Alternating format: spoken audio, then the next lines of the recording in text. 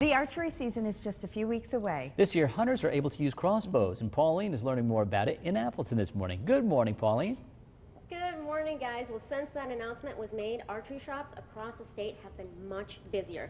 That includes right here at the Real Shop in Appleton, and I'm here with the store manager. We've got Mark Druitt. Good morning, Mark. Good morning, Pauline. Let's just talk about the difference between the two bows. We have a couple of examples here. Ooh, and someone just shot one.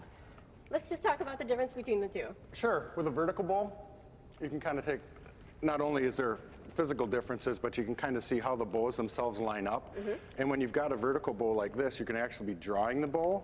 Right. So what you'll do is hook right up on here, and you'll be physically drawing the bow back. So it takes a little bit more effort. Right. There's a little bit more mechanics involved with this aspect of it, and then you're going to have to hold that. So you can kind of see I'm at an 80% let off right now, but you're going to have to kind of let that off. So you're not really, you're holding 80% of that. So this is a 70-pound bow. Right.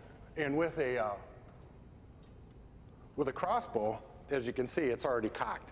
Right. So it's ready to go. So you're really not holding any weight or anything like that. And you're not really holding it this way, but you'll actually sit down and take a whole different position when you're ready to shoot the bow. So there's two distinctly different ways to work with the bows. The cool thing about this is it does have a scope on it, whereas that you're actually going to be using a sight with different pins. So those pins will be lined up at different, 20, 30, 40, 50 yards. With the scope, this one here will have like a 3 power. So it'll be magnified 3 times.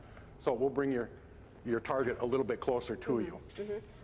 Makes it a lot, I wouldn't say it's got a huge advantage to it, but it does simplify the process just a little bit. Most definitely. I want to see you in action, and while we do that, I want to talk to Daniel Schrader with the Wisconsin DNR.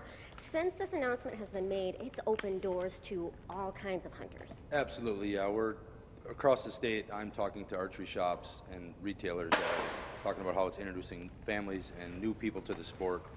We see a lot of families coming in and shooting the same bow. They're choosing the crossbow because of its simplicity as far as shooting. You don't have to set a different bow up for each member of the family. And it's definitely growing the sport, for sure.